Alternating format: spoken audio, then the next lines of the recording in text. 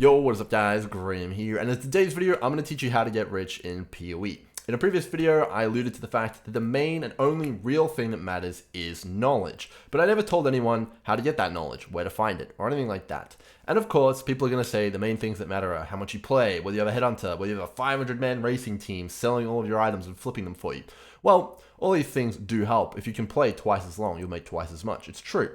But the base thing that matters, the main thing, is what you know, the knowledge. What your strategy is. What are you farming? How are you farming it? All these sorts of things. That's all that matters, really. Anything else is just extra things which kind of multiply it on top. So in this video, I'm going to basically run you guys through exactly how I do it. How do I come up with a strategy? How do I find what's profitable? How do I do all these things? This is all you need to make money and mirrors and all you want in PoE.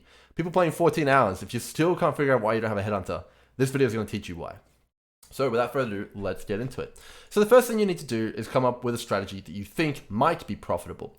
And you need to dispel any thoughts of losing currency. That's not really a thing in PoE. You can't lose currency because you're learning something. Next time, you're not going to do that. Next time, you'll know about that. Maybe you'll know how rare that item is to drop off that boss. Or maybe you'll know that, you can't craft an item a certain way. None of that stuff is losing currency. So straight away, just forget about it. You don't need to worry about that. All right. And the first thing you need to do is take a look at the market. What's hot right now? What is selling for a lot of currency? Of course, if you sit here and be like, oh, a mirror of Calandra is hot, I'll farm mirrors. Well, no, that's not what I mean. You need to dig deeper than that. And you need to go on another level. So let's take a quick look at the beast market, because I think that one is generally a pretty good place to look if you're looking to make some currency early.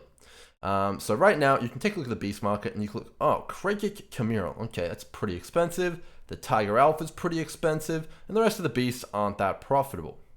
Well, you can come over to a site like this. This is actually my site, and you can take a look at some historic kind of data that was run, and you can see here, I did a test back in Ritual League, which kind of showed that, the 100 beast maps, how much you're going to make if you did gilded bestiary scarabs every time. So this says here, if you have 6 chaos, you're pretty much going to make 7.1 chaos on average. So that's pretty good. And then you come in game and you're like, okay, so that's without anything on it. Well, what happens if I put these nodes on here? How much would I make if I did natural selection? Like, got some watchstones involved. Maybe I just run, rusted scarabs.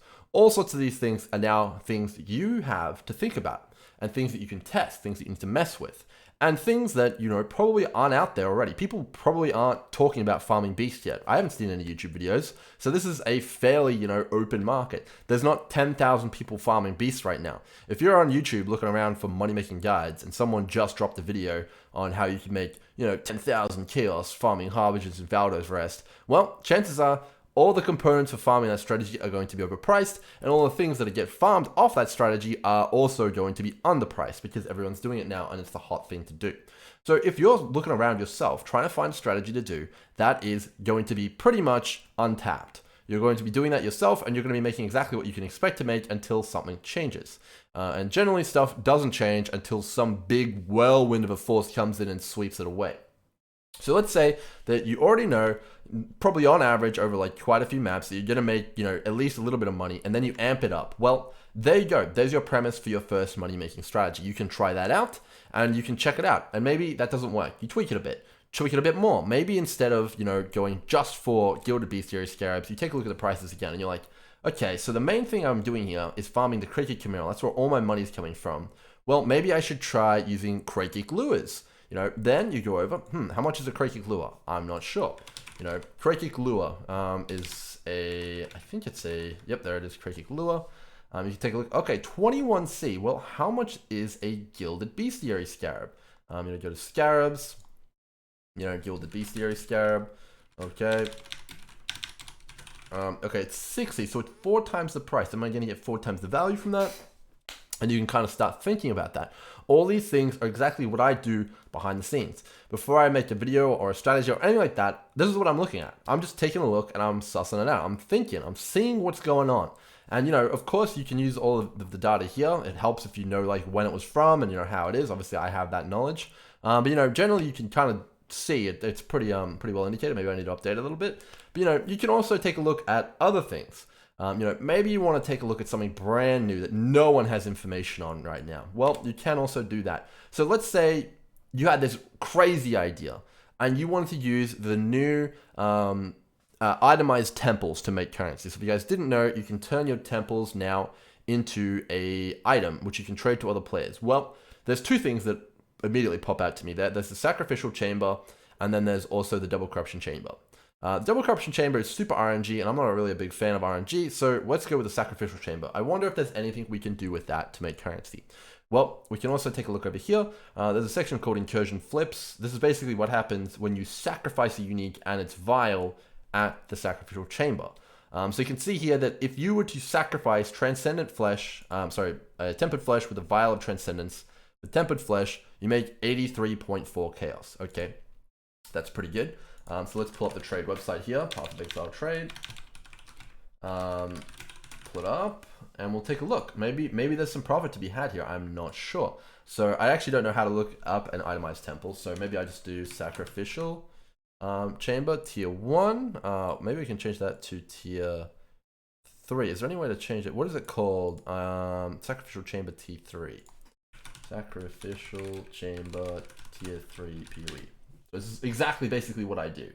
Hall of Offerings. Table of Sacrifice.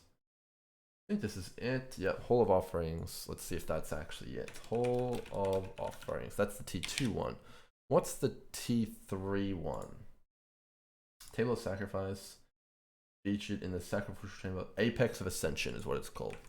Apex of Ascension. Tier 3. Open room. Open it up. Alright, so these are worth 0.4 exalts or 59C.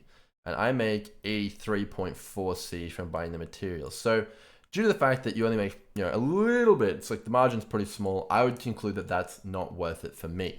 But you can just pursue strategies like that. I just thought of that one literally while making this video. And maybe here's another one. Let's say we want to do a blessing strategy where we upgrade the breach stones using that new mechanic. I wonder if that's profitable. So we could take a look. Chayula.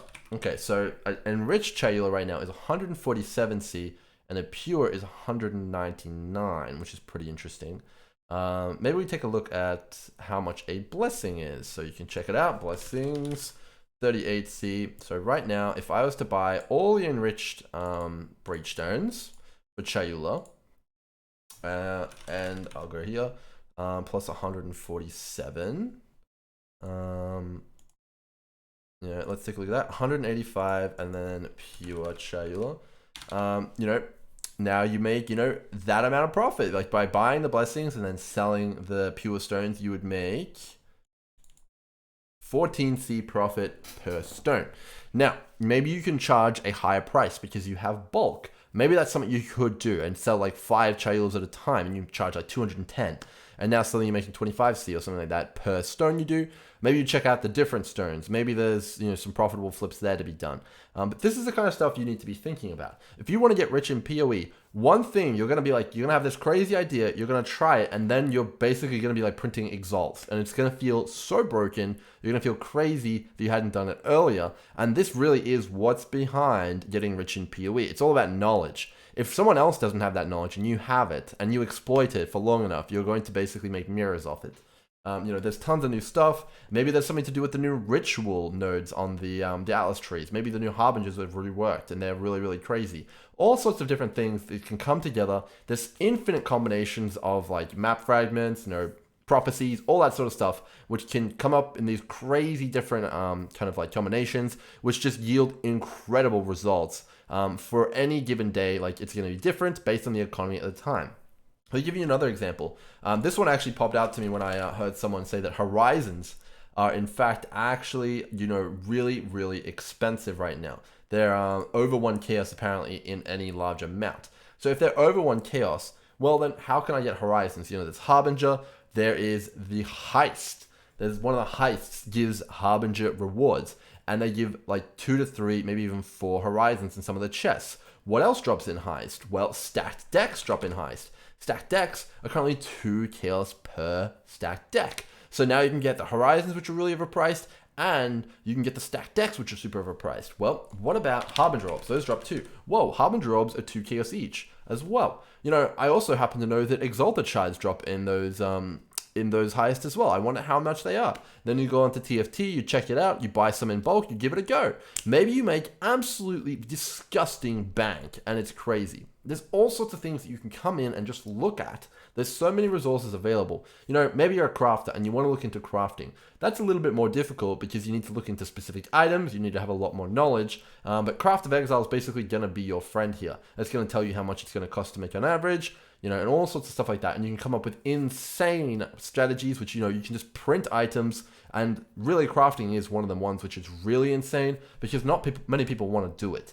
And, you know, it's pretty easy to buy the materials in bulk and all sorts of stuff like that.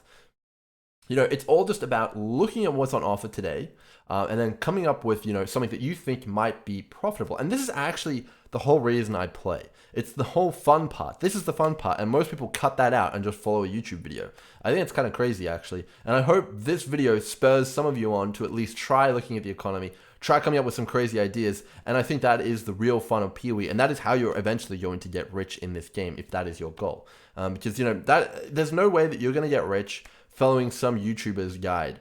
It's good to have that information in your back pocket so you have more knowledge of the game and all sorts of things. You're understanding, you're aware of everything that's going on, and then maybe that gives you even more ideas about other things, and maybe you can one-up their strategy. Those are all good things. But, you know, you're never going to get rich off something that everybody already knows exists because they're all doing it too. And the market is going to be saturated. All the prices are going to be close, or if not close, or exactly at equilibrium, you know, where the margins are fairly razor thin. You know, obviously I built my YouTube channel off sharing this knowledge, but, you know, the videos in the past that I've made, a lot of the things that they're on are now incredibly profitable once again, which is kind of hilarious. So always try new things, always test new things. Obviously, this is a bit of a rambly video. If you stayed till the end, big thumbs up. Hopefully you enjoyed it and this taught you something new. With all that said, guys, hopefully you guys have enjoyed the video and I'll see you guys in the next one. Cheers.